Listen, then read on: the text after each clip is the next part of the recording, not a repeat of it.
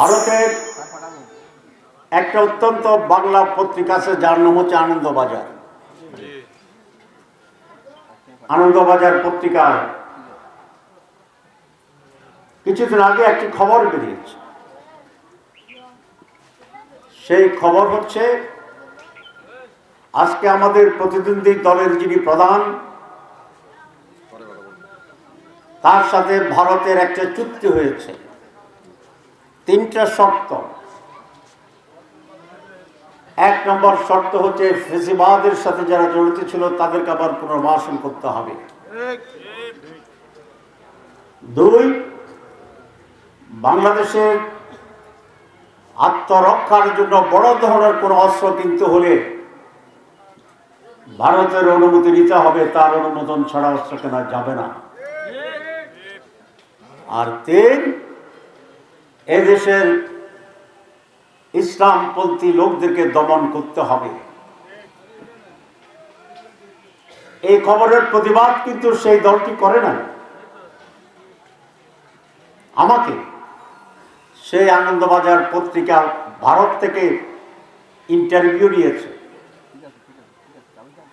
বিভিন্ন বিষয়ে। তার মাঝে একটি ছিল যে আপনারা হিন্দুদের সম্পত্তি দখল করেছেন কিনা। আমি বলেছি, ভারত থেকে আমাকে ফোনে আমার ইন্টারভিউ নিয়েছে। আমি বলেছি বাংলাদেশে অনেক জায়গায় হিন্দুদের সম্পত্তি বেদখল হয়েছে, কিন্তু জামাত ইসলামের একজন লোক আপনি দেখাতে পারবেন না যারা হিন্দুদের সম্পত্তি দখল করেছে। আমি চ্যালেঞ্জ দিচ্ছি, এখন আপনাদের সামনেও চ্যালেঞ্জ দিচ্ছি। তাহলে কারা দখল করলো? হিন্দুদের সম্পত্তি তারাই দখল করেছে ভারত যাদেরকে তাদের বন্ধু মনে করে। ভারত কাদেরকে বন্ধু মনে করে আপনারা জানেন? আমি তো নাম বলিনি। এই জন্য বলেছি আন্তর্জাতিকভাবে আজকে এটা স্বীকৃত যে জামাত ইসলামীরা কারো অন্যায়ভাবে বাড়ি দখল করে না, সম্পদ দখল করে না, লুটপাট করে না। বিএনপির মাননীয় সেক্রেটারি জেনারেল দেখলাম পত্রিকায় বলেছেন যে আগামী নির্বাচন সিদ্ধান্ত হবে এই দেশ কি মৌলবাদীদের দেশ হবে নাকি গণতান্ত্রিক বাংলাদেশ হবে। আমি বলতে চাই আগামী নির্বাচন সিদ্ধান্ত নেবে বাংলাদেশ কি আবার চাঁদাবাজদের দখলে যাবে, দখলদারদের দখলে যাবে, দুর্নীতিবাজদের দখলে যাবে, সন্ত্রাসীদের দখলে যাবে,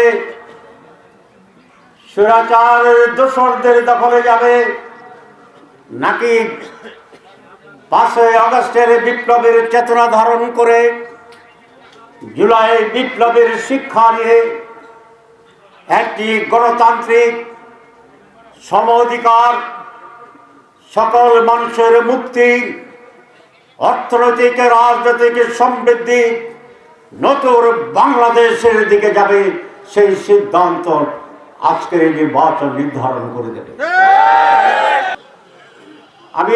আমরা যদি সরকার গঠন করি, আমরা আশা করছি, কারণ আমরা এমন এক জোট করেছি, অতীতে বাংলাদেশে এরকম জোট আর হয়নি। আমাদের সাথে ইসলামিক গ্রুপ আছে, আমাদের সাথে 71 সালের বীর মুক্তিযোদ্ধা আউলি আহমদ বীর বিক্রম আছে, আমাদের জোটে জুলাই বিপ্লবের যারা সিফ সালার অধিনায়ক ছিল সেই নাহিদ, সার্জিস, তাদের দল এনসিপি আমাদের সাথে আছে। একদিকে একটি দল আর অন্যদিকে আমরা সকলে এরকম একটি বিশাল জোটের মাধ্যমে আগামী 12 তারিখের নির্বাচন হবে।